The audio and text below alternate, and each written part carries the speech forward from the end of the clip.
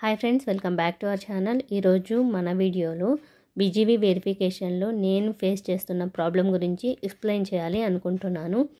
మీరు ఈ మెయిల్ చూసినట్టయితే పైన డేట్ 26 జూన్ 2020 ఆ రోజున నాకు మెయిల్ అయితే వచ్చింది ఒక సీనియర్ హెచ్ఆర్ నుంచి. సబ్జెక్ట్ లైన్ అన్ఆథరైజ్డ్ లీవ్ అని చెప్పి. మీరు మా కంపెనీలో 22 ఏప్రిల్ 2020 నుంచి వర్క్ చేస్తున్నారు, కానీ 29 మే 2020 నుంచి మీరు ఆఫీస్కి రిపోర్ట్ చేయటం లేదు. మెనీ టైమ్స్ మేము కాంటాక్ట్ అవ్వడానికి ట్రై చేసాము, మీరు కాల్ ఆర్ మెయిల్ ఏది రెస్పాండ్ అవ్వలేదు. సో వితిన్ 48 అవర్స్లో విత్ ప్రాపర్ డాక్యుమెంటేషన్తో ఎక్స్ప్లెనేషన్ అయితే ఇవ్వాలి, లేకపోతే అపాయింట్మెంట్ లెటర్ ప్రకారం నో కాల్ నో షోగా తీసుకొని మీరే అబ్స్కాండ్ అయినట్లు మేము తీసుకుంటామన్నట్టు ఆ లెటర్ అనమాట. అయితే ఇప్పుడు ఇదంతా ఎందుకు, ఎప్పుడో అయిపోయింది కదా అనుకోవద్దండి, సంబంధం అయితే ఉంది. నేను 21 మార్చ్ 2024లో వాళ్ళని రిలీవింగ్ లెటర్ అడగడం అయితే జరిగింది. అది కూడా రీసెంట్గా 1 డే బిఫోర్ అనమాట. సో ఇలా ఎందుకు అడగాల్సి వచ్చింది అంటే, నాకు ఒక పెద్ద కంపెనీలో ఆఫర్ అయితే వచ్చింది. సో ఆఫర్ని ఎలాగో మిస్ చేసుకోలేము కదా, సో దానికి నేను కమిట్ అయితే అయ్యాను. డే 1 నుంచి బీజీవీ అయితే చాలా స్ట్రిక్ట్గా చేస్తున్నారు ఇంటర్వ్యూ టైం నుంచినే.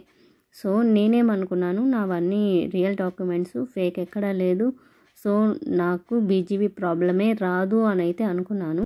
ఎక్కడా ఫేక్ డాక్యుమెంట్స్ లేవు, అలాగే మొత్తం జెన్యూన్ ఎక్స్పీరియన్స్ అనుకునే టైంలో ఒక ప్రాబ్లం అయితే వచ్చేసింది. అదే ఫస్ట్ నేను ఈ మెయిల్ చూపించాను కదా, ఒక సీనియర్ హెచ్ఆర్ నుంచి వచ్చిందని. ఇదే మెయిల్ అనమాట. నేను వర్క్ చేసింది 1.5 month అనమాట.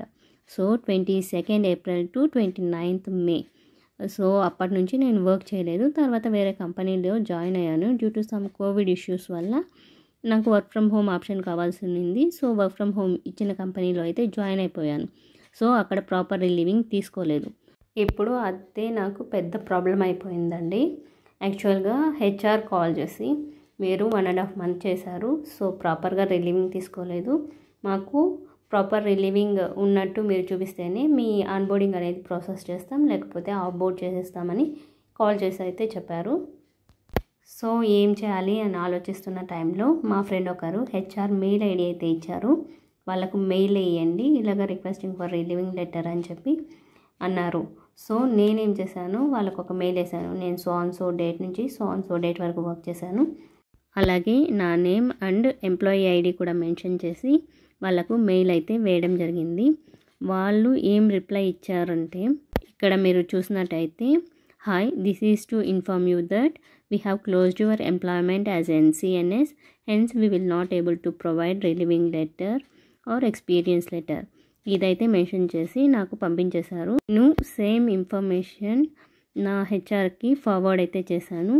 వాళ్ళు ఇదంతా చూసి కూడా మళ్ళీ మాకు రిలీవింగ్ లెటర్ కావాలి అంటున్నారు.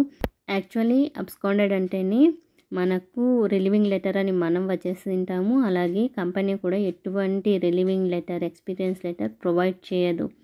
సో అయినా కూడా నేను ఒక చిన్న హోప్తో అయితే వాళ్ళకి మెయిల్ చేయడం జరిగింది.